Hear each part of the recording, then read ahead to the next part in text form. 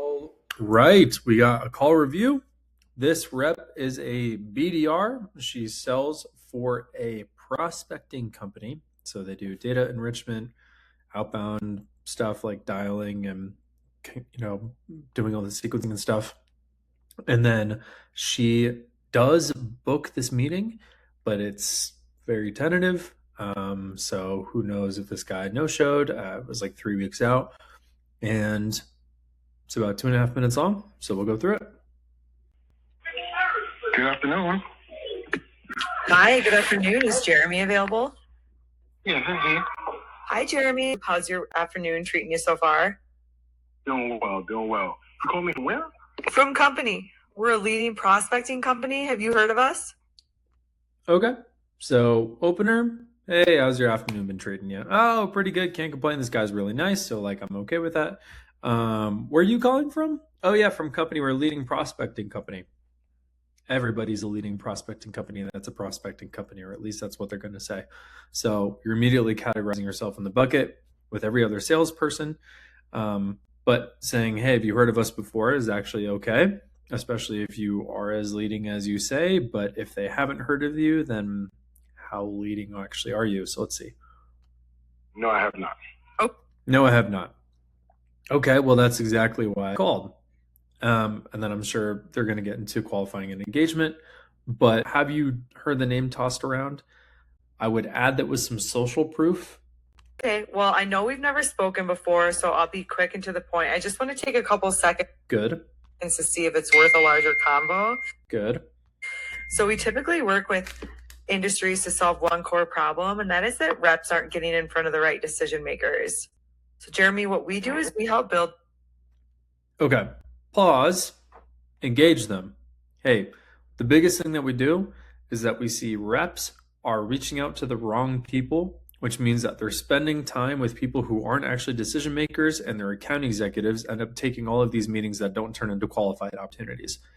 Does that feel like something that you guys are experiencing, or am I just 3 miles off the road? That person is going to say, no, of course that's something we're experiencing, because that's something that everybody experiences. But saying, do you guys feel like you're not dealing with decision makers? They're going to be like, I mean, we definitely make money, so we are dealing with decision makers. That's where I would have paused and engaged, but this person keeps going. That consistent qualified pipeline, so reps always know where their next deal is coming from. What does that mean?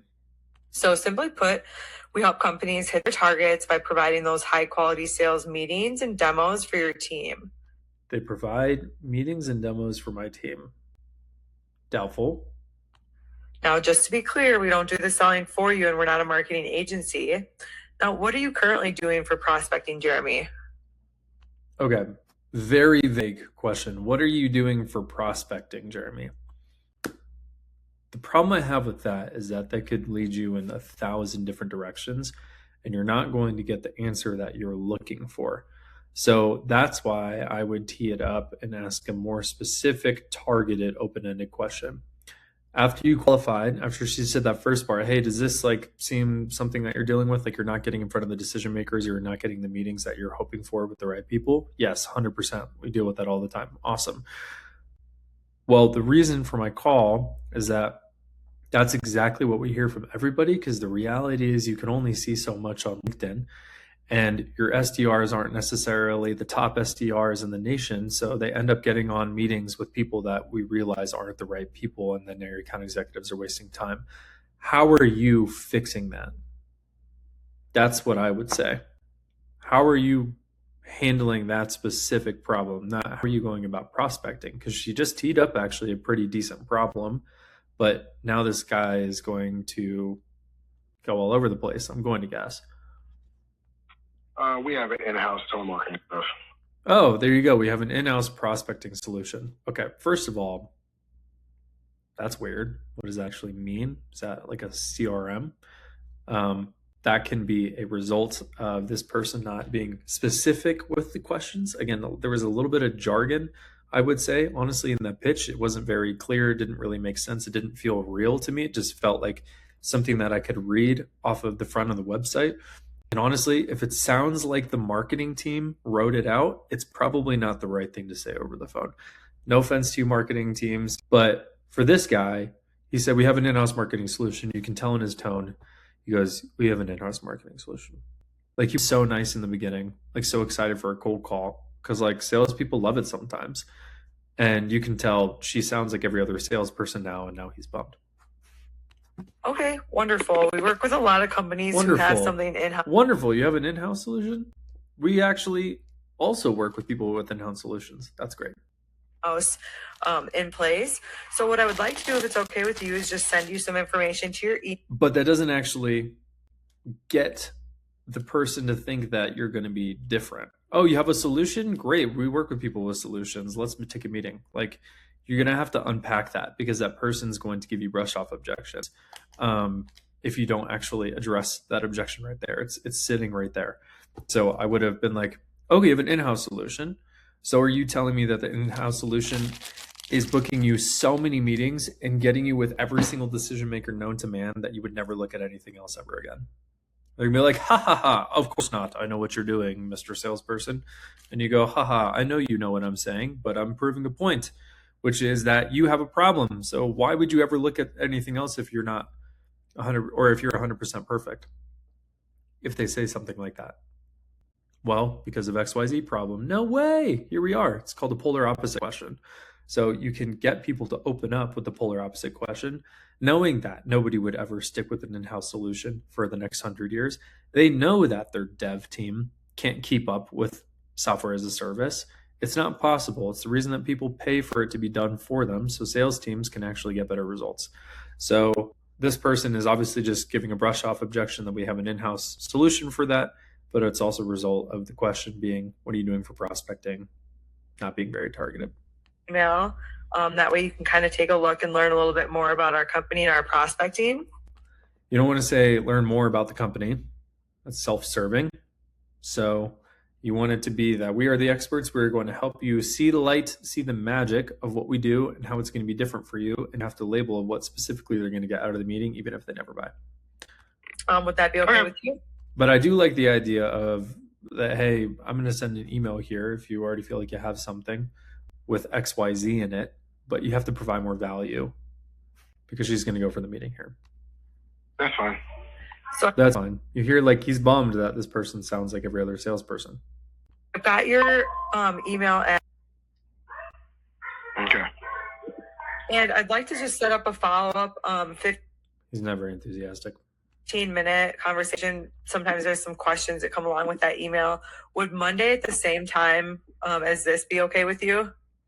It's a sneaky way to do it, but it's also kind of, I don't want to say slimy, but it feels slimy to me. Like, just be straightforward. If you're a good salesperson, you don't need to like sneak the meeting under the rug and like disguise it with an email that you're going to send. Just say, hey, I want to meet with you. And because this person said, I just want to see if it makes sense for a follow-up conversation. Hey, I just want to see if I can get 30 minutes to show you all of the amazing stuff that we do that's going to absolutely blow your mind. And if it doesn't work for you and it's exactly like in your in-house solution, we never have to speak again. And you probably won't have to get calls or take any other meetings from any other prospecting company like us, since we're the best at what we do. Does that sound fair? Yes, that sounds fair. No, actually tied up over the next couple weeks, but there's the brush off. I'm tied up over the next couple weeks. All the reps out there who think, oh, she's gonna get it in a couple weeks. Yeah, you can get the meeting in a couple weeks, but your show rate goes like this. I don't know if this is mirrored or not. It's gonna go like this after about. This is 1 day. This is 2 days. This is 3 days. This is 4 days. 7th. Okay. I will set up just a 15-minute follow-up on the 27th. And if you have any questions before then, don't hesitate to reach out, okay? Okay. Thank you so much. You're welcome. That person is not accepting the meeting. That person is not going to respond to the email. That person is not going to show up to the meeting. So you need them to get to them to accept the meeting. You need to get them to have a mutual agreement. Hey, if it doesn't work, you need to let me know. You need to let me know ahead of time. And hey, I have something for you. I'm going to give something back to you since you're giving me your time. And obviously, we want to frame it in a way that's like, we're just here to help them.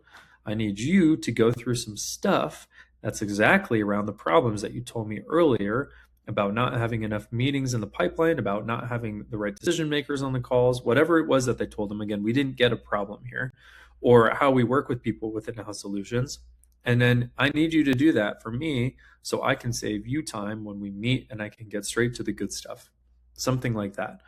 The value, even if they never buy. So that's what I would do here. I would rate this call maybe 4 out of 10. It's pretty much just a pitch slap, which we don't want to do. We want to engage them in a thoughtful way, build leverage for our pitch by solving real problems that they are facing every single day, and we know exactly why it affects them, so that when they meet, they have a reason to actually show up. That is what we want. We didn't really get that. This guy, you could tell, and the voice was not very interested to actually take the meeting, even though he agreed to 3 weeks from now, which again, we all know that's going to get moved around and probably never happen. But that's how I would rate it. That's why we improve, baby.